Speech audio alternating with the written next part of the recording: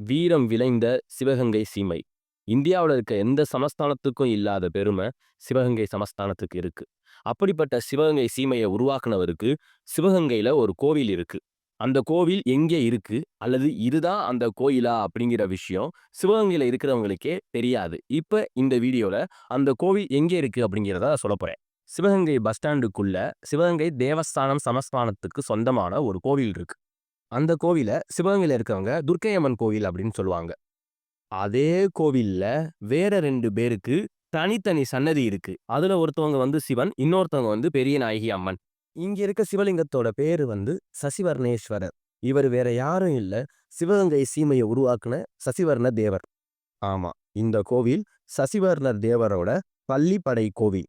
பள்ளிப்படை கோவில்னா என்ன அப்படின்னா, மன்னர் இறந்த இடத்துல சிவலிங்கத்தை அமைத்து அங்க கோயில் கட்டுவாங்க. அந்த கோவில தான் பள்ளிப்படை கோவில்னு சொல்லுவாங்க.